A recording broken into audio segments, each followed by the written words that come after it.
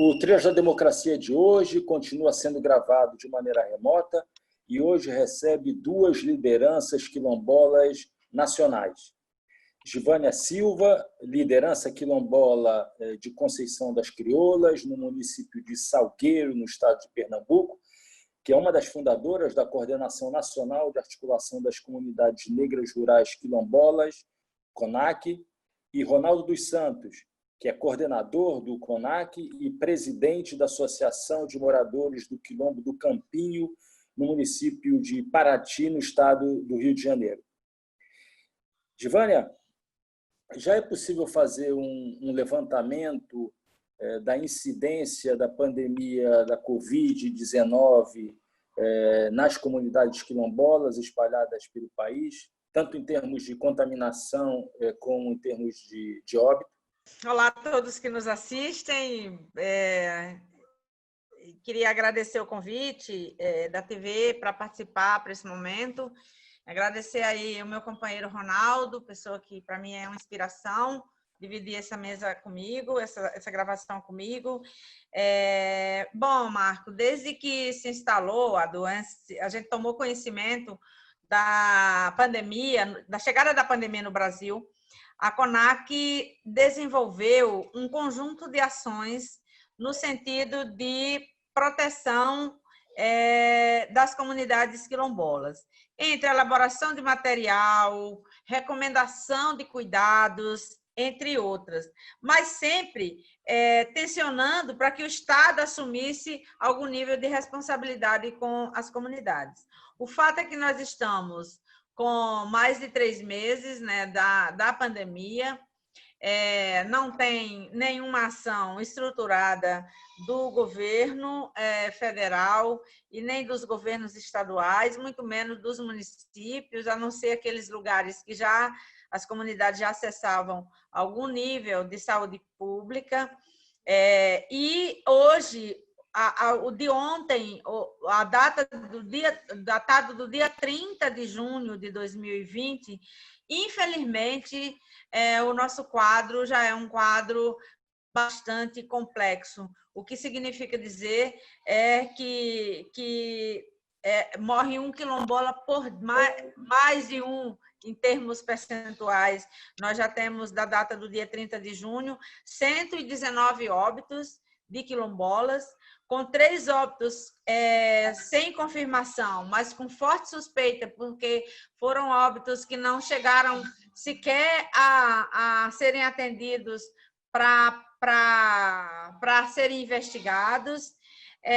E nós temos também quase 1.000 casos confirmados, 973 casos confirmados e 197 casos em monitoramento. Isso dá uma média de um óbito por dia, né?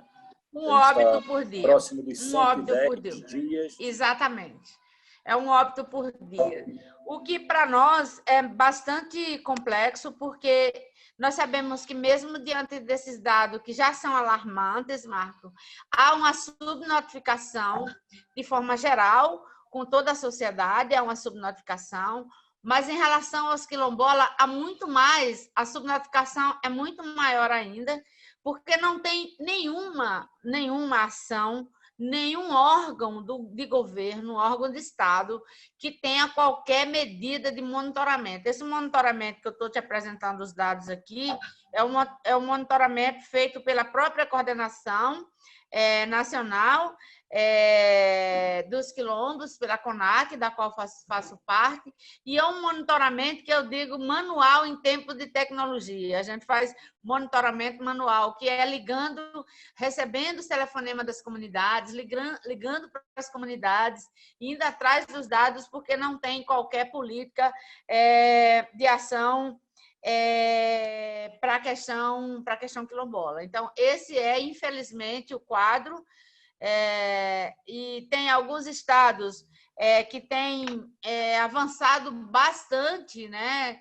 Nós tínhamos ali a região norte como sendo o centro da pandemia nos quilombos. Esse quadro se inverteu esse final de semana e o Rio de Janeiro, estado do meu colega Ronaldo, meu companheiro Ronaldo, passou a liderar o número de óbitos quilombolas, o que para nós é uma preocupação enorme, e a gente também quer usar esse espaço para a gente falar disso, desses sujeitos invisíveis, que são cerca de 6.000 quilombos espalhados em todo o Brasil. Mesmo assim, a prática e a cultura do racismo faz com que tanto os órgãos públicos de saúde invisibilizem num momento como esse da pandemia, como também a gente não escuta em nenhum meio de comunicação. Eu acho que você talvez seja a primeira canal de televisão que vai exibir um programa falando. Acho que talvez uma outra passou rapidamente, mas a gente não consegue falar disso porque esses sujeitos são bastante invisibilizados. Ronaldo, existe uma diferenciação, é possível perceber uma diferenciação entre aquelas comunidades quilombolas que têm titulação e as comunidades quilombolas que não têm, em termos de maior incidência, maior ou menor incidência da Covid-19? Ou seja, existe, do conjunto dessas 6.000 comunidades quilombolas, existem determinadas comunidades que são mais vulneráveis do que outras?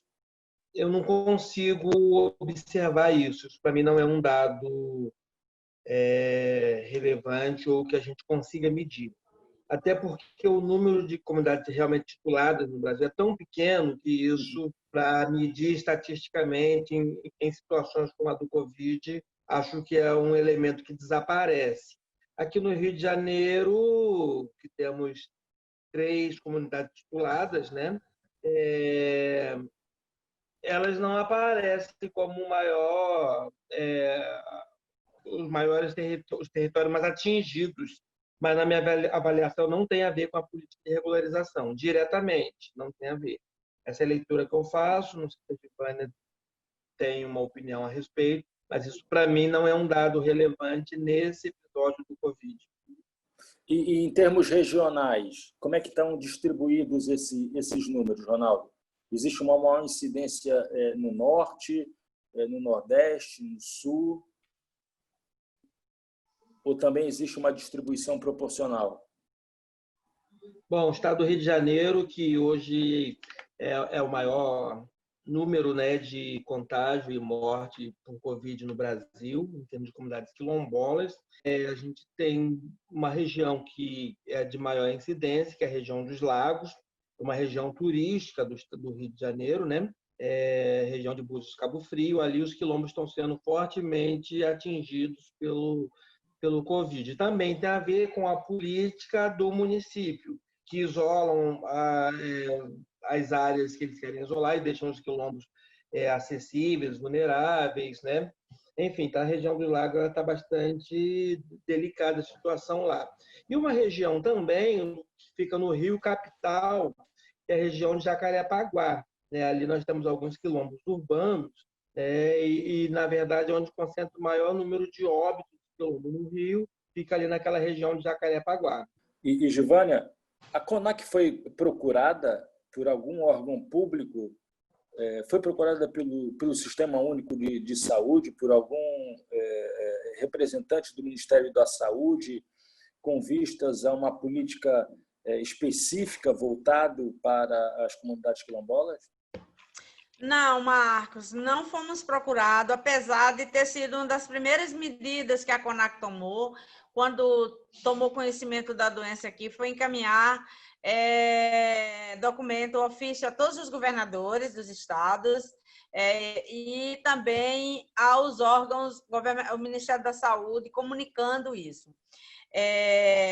Mesmo assim, isso não aconteceu.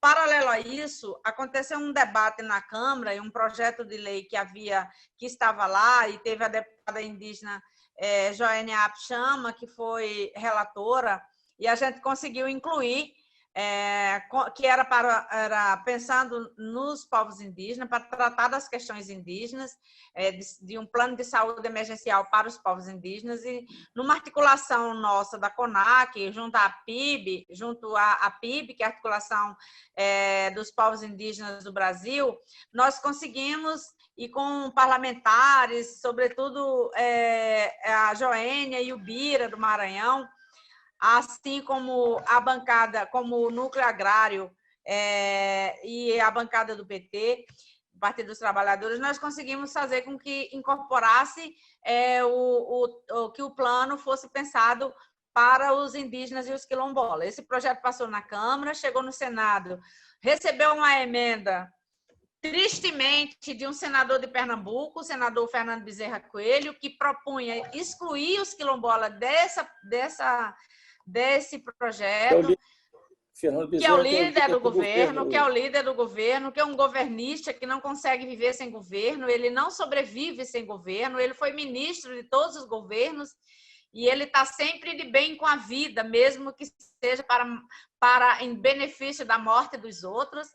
E nós, de uma tarde para uma manhã, nós conseguimos tensionar e ele retirou a emenda dele, o que para mim, como pernambucana, e sei que para você também, é uma tristeza a gente ver isso, e nós associamos isso, Marco, nitidamente ao racismo e ao racismo institucional que opera por meio das instituições públicas, e no Congresso não é diferente. Então, o projeto foi aprovado.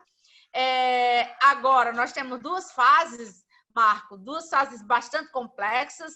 Uma é da sanção do presidente da República, que a gente não tem certeza se sanciona.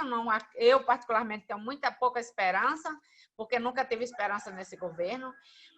E a outra é a execução, né? A efetivação desse plano emergencial. De forma, Marco, que dos grupos populacionais do Brasil, os grupos racializados, como a gente costuma dizer, que seria indígenas e quilombolas, somos nós que estamos no maior nível de vulnerabilidade, assim também com o maior número de mortes. Proporcionalmente, os indígenas e os quilombolas estão morrendo muito mais do que as pessoas não indígenas e não quilombolas, o que, para mim, caracteriza como a prática do genocídio, quando você não faz absolutamente nada para impedir que uma população anunciada de morte pelo próprio presidente da República, no seu programa de governo, se elegeu anunciando isso, e a pandemia chegou para ajudar um pouco mais. Então, lidar contra uma pandemia, Marco, e lidar contra um verme ao mesmo tempo, é um exercício muito difícil. Nós temos feito isso,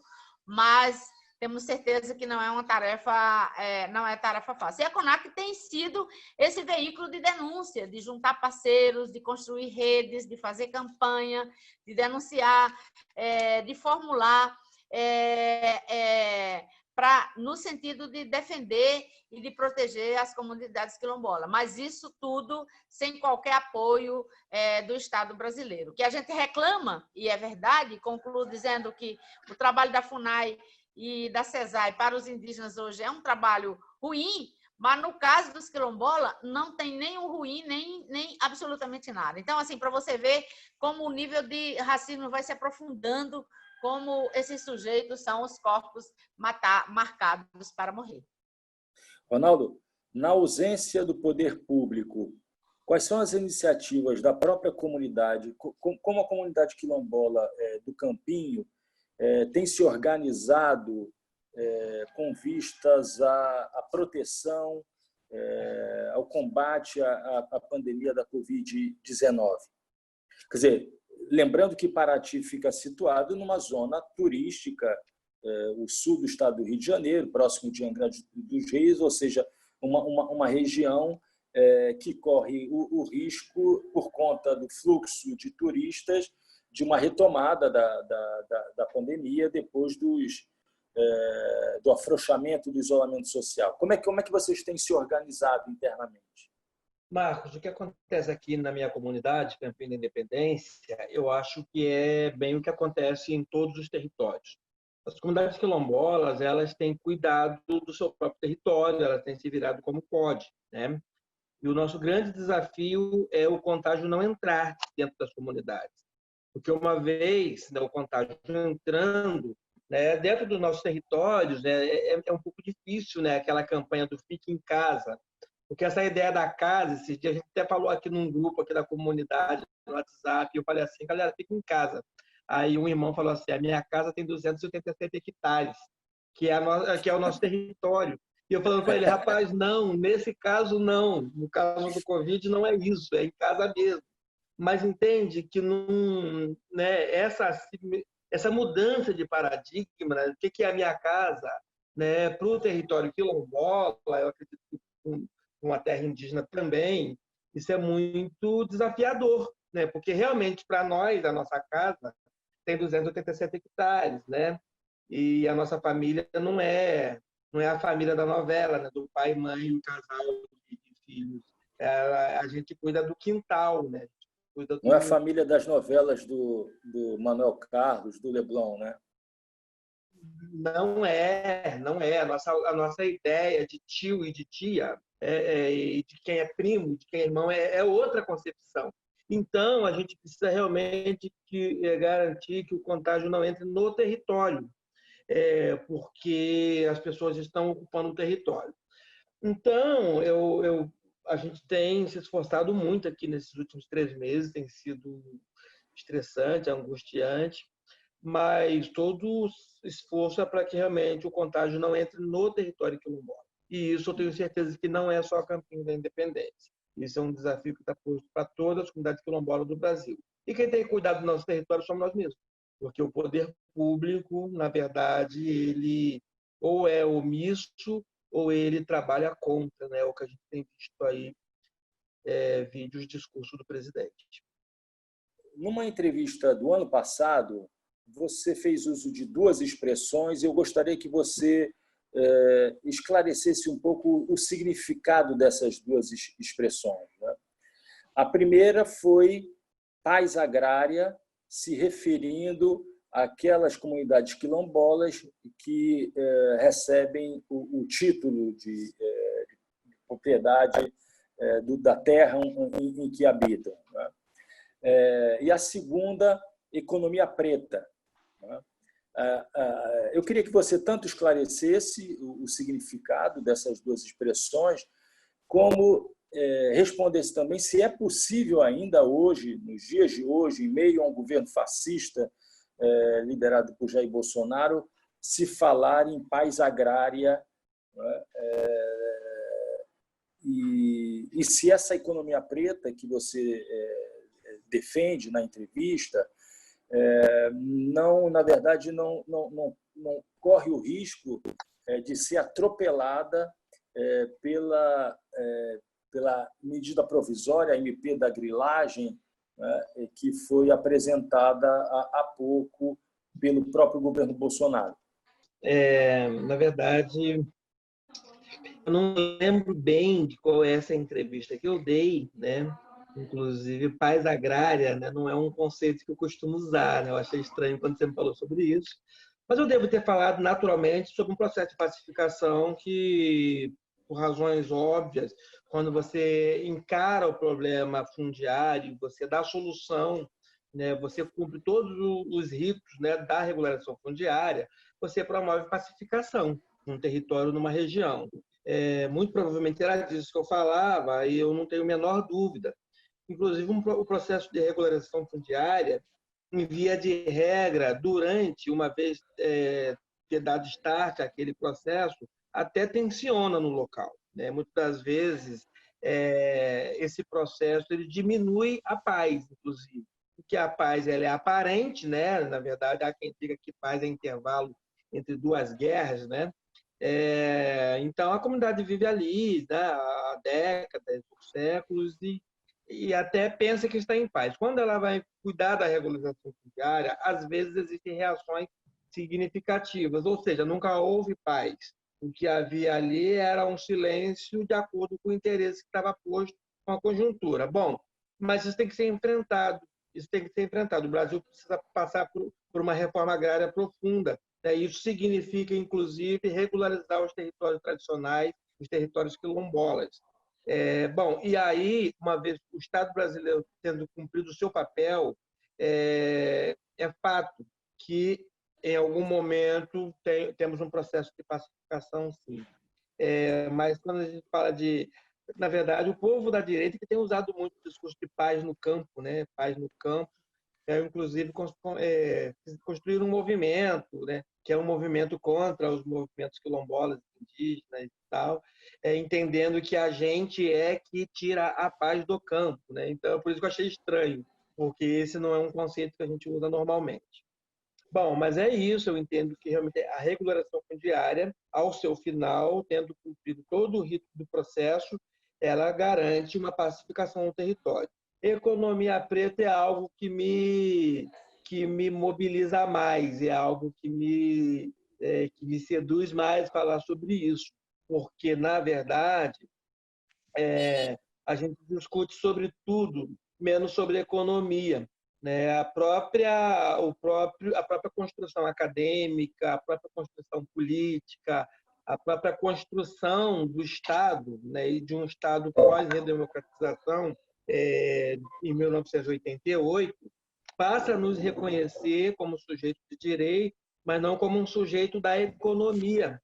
E a gente não vai avançar, a gente pode discutir educação, ingresso no ensino superior, a gente pode discutir várias frentes, né? Terra, saúde. Agora, se a gente não discutir a nossa economia, a gente vai continuar, né, sem conseguir misturar um pouco mais o que seriam as classes, né, na pirâmide social. Não que eu acho que a gente tenha que subir, que alguém tenha que descer para a base da pirâmide. Eu acho que a gente tem que transformar essa pirâmide um pouco mais disforme, né? A gente tem que desconstruir essa ideia de que existe uma elite branca na ponta da pirâmide e uma massa preta na base da pirâmide. Então, falar de economia preta é significativamente desconstruir o conceito que a gente tem de pirâmide social com a base preta. Então, é entender, sim, que na construção de uma sociedade precisamos entender que existe um povo que produz, que existe um povo que consome e que é preto. Esse povo também precisa de ter os meios de produção, esse povo também precisa ter acesso à política econômica. Givânia? Oi. No que a medida provisória chamada de MP da grilagem, a MP 910, o que ela representa em termos de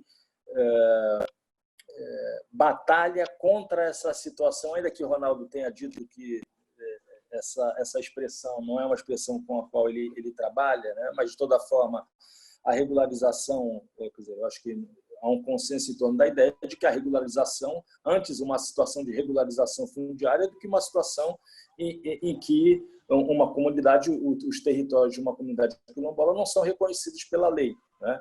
Mas o que a medida provisória, a MP da grilagem, representa para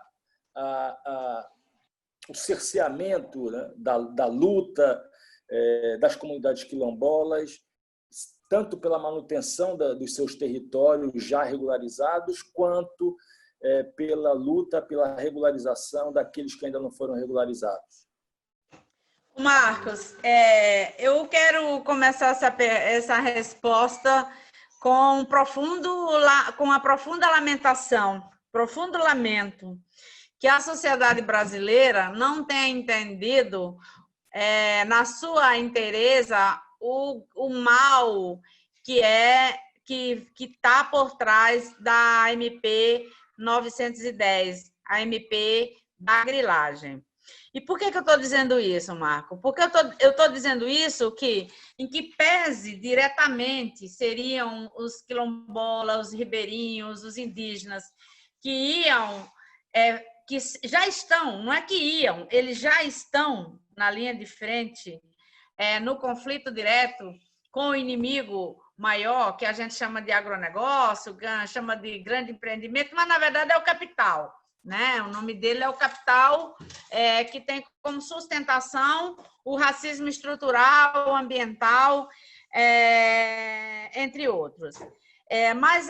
E por que eu começo lamentando? Porque toda vez que você permite que um governo entregue parte do patrimônio do Brasil, que até então vem sendo cuidado por esses povos, e você abre mão desses cuidados, as florestas vão embora, os rios vão ser poluídos, e não se engane a elite burguesa, que ela pode demorar mais a sofrer os efeitos, mas amanhã ela também vai sentir os efeitos do dano que ela própria está sentindo, e eu acho que a pandemia pode ser uma inspiração aí, a pandemia pode ser uma inspiração para aqueles que querem pensar que o capital é em si um mal mundial, um mal global, da forma como ele é pensado.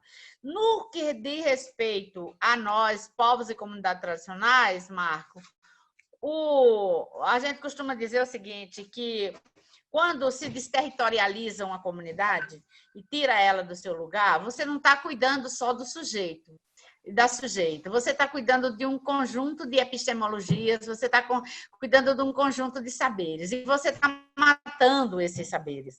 Então, à medida que aquela parte de terra, se ela fosse destinada à grilagem, ela diretamente ia ter um enfrentamento, porque vai ter um enfrentamento, não adianta, vai ter, o lado mais fraco padece mais, mas não são poucos anos de luta, são mais de 500 anos de luta dos indígenas e são mais de 400 anos de luta dos negros.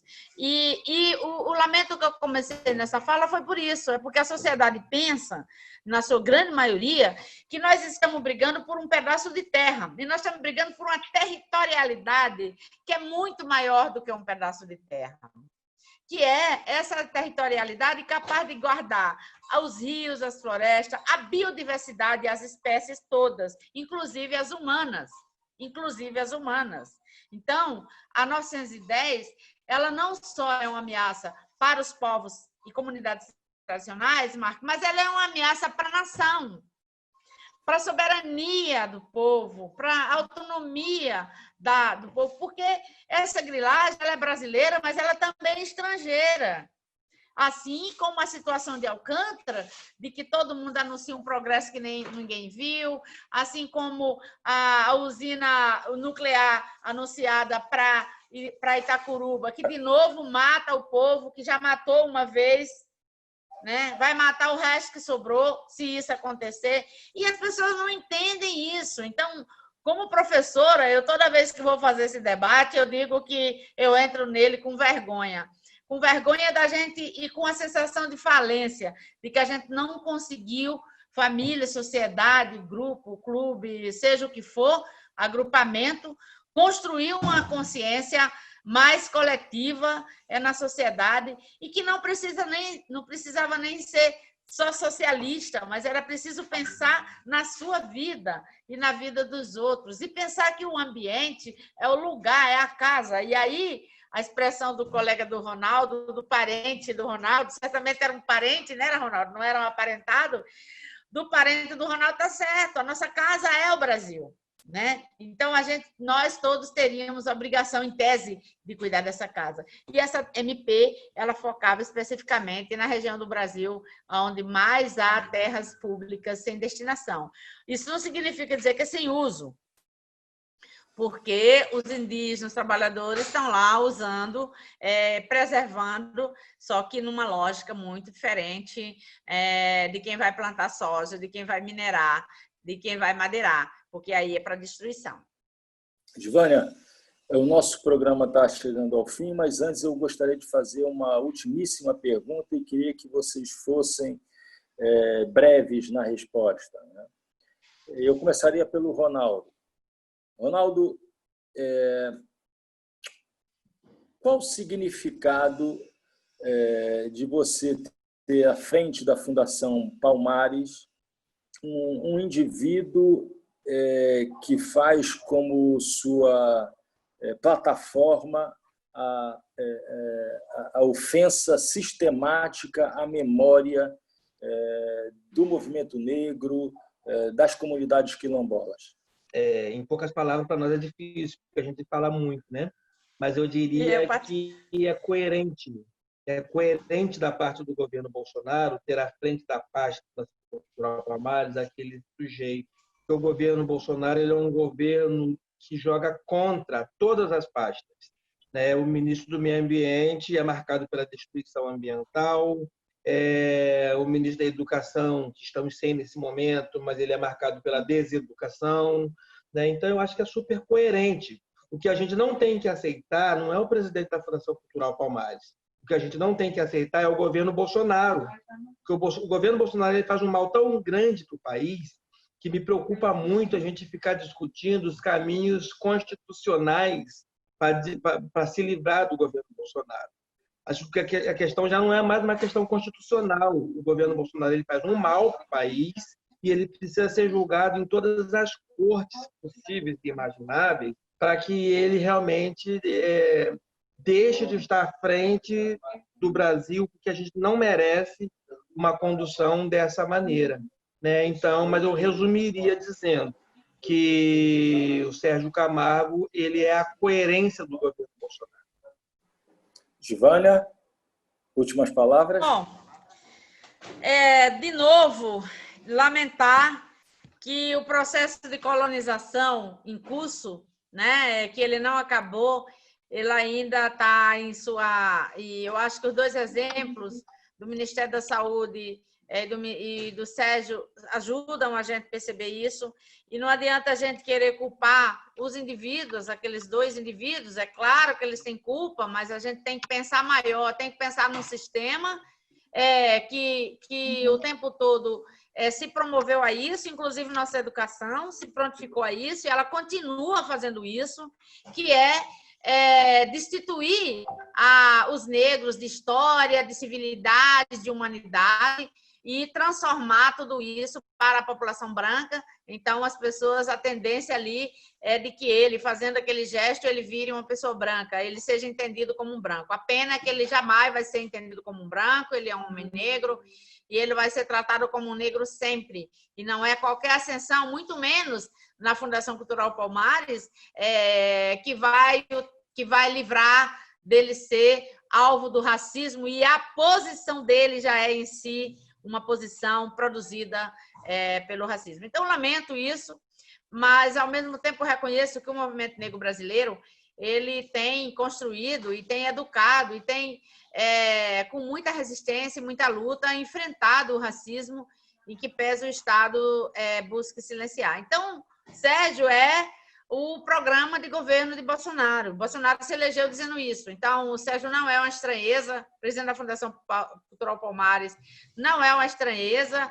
Os ministros que mentem sobre seus currículos, não só o Decotelli, mas o Salles, a Damares, e todos eles mentiram, mas você veja que o tratamento dado a Salles e a Damares foi um, que é branco, e o Decotelli foi outro. Não estou defendendo ele, porque ele jamais seria meu ministro, em qualquer hipótese, porque ele não pensa com a cabeça da democracia, ele pensa com a cabeça do capitão.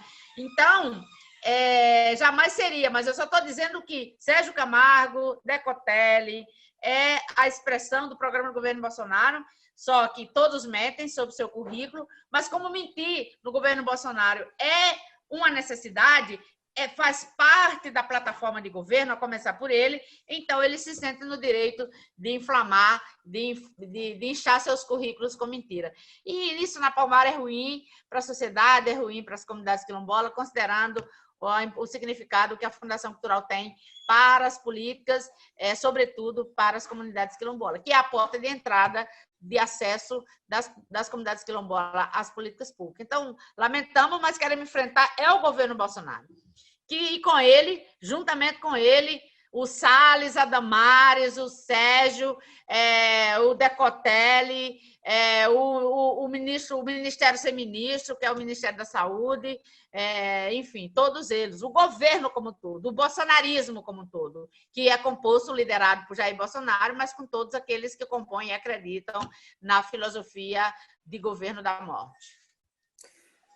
O Trilhas da Democracia chega ao fim. Gostaria de agradecer Givânia, Ronaldo, e dizer aos nossos ouvintes e telespectadores que o Trilhas volta na próxima semana sempre procurando dar voz aos sujeitos sociais, sujeitos de direitos, que são reconhecidos pela Constituição de 1988 e que se veem cada vez mais subalternizados e colocados numa condição de subcidadania. Agradeço a vocês e o Trilhas da Democracia volta na próxima semana.